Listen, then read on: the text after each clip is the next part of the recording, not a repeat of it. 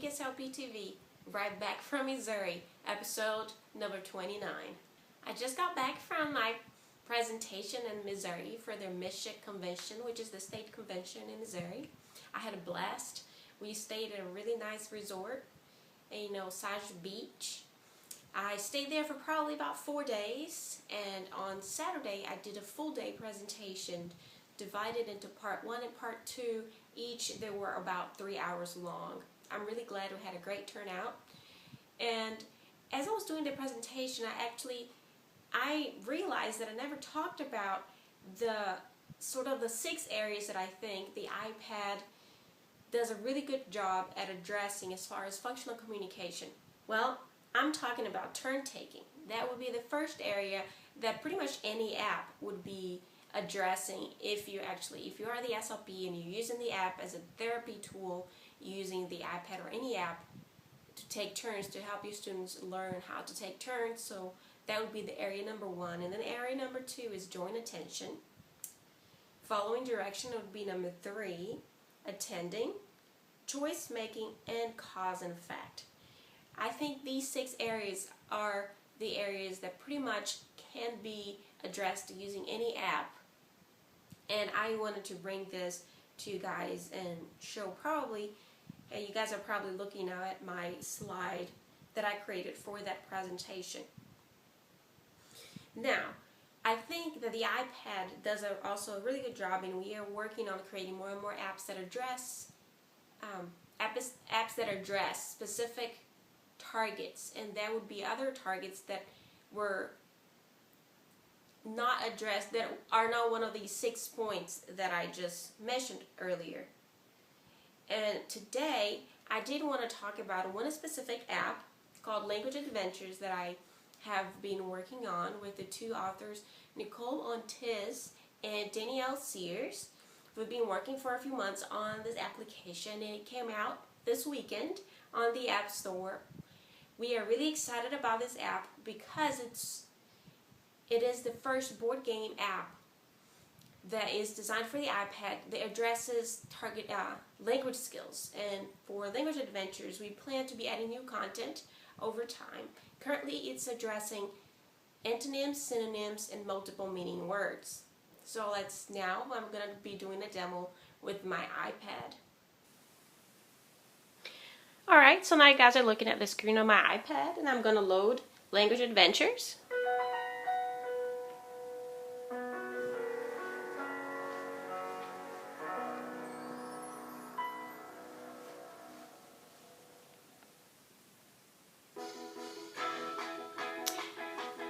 I'm going to turn down the music a little, even though it's a really fun music to listen to. I hope you guys can listen to my voice at the same time that we're listening to the music.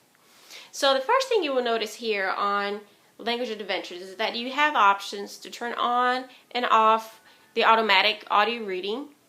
Then when the student gets an answer wrong, you have also options. You can either keep going, remove the item, or get a buzz so the student can try again. But let's go ahead and get started. I'm going to hit Start Game, and the first thing I need to do to start a game is add a student. And I'm just going to add myself here. Pick a date of birth.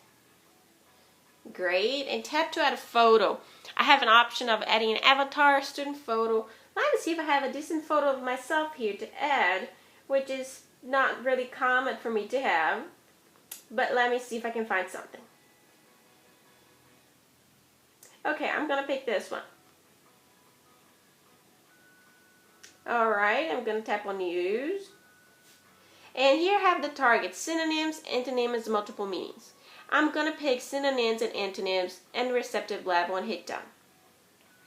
If I'm doing this game with one player, all I do is select my student and tap Next. But what I'm going to do is add also a new student so that we can have a multiplayer game. And this is great if you have students that, if you were doing therapy in a group, or if you have multiple students playing the game. I'm going to hit done. So you can see here I have 2 students, and I'm going to start my game by selecting 2 of my students. As you can see, there's level 1, level 2, and level 3. The first level is the playground, level 2 is the cafeteria, and level 3 is the classroom. The students are automatically assigned their colors, blue and green. And I'm going to select the first level, which is the playground. But I'll show you guys also what level 2 and level 3 looks like. Welcome to the playground. Hop, skip, and jump your way through the park. Have a ball, making new friends, following directions, and learning from the world around you. Gather your friends and slide into a game of learning fun. Alright, so this I have my first student, which is me, Barbara. It's my turn to tap the dice, so I click OK, and I tap here to roll my dice. I got 2, so what I can do now is tap 1, 2, and my blue piece is going to move. When you are small, the jungle gym looks huge. What is another word for big?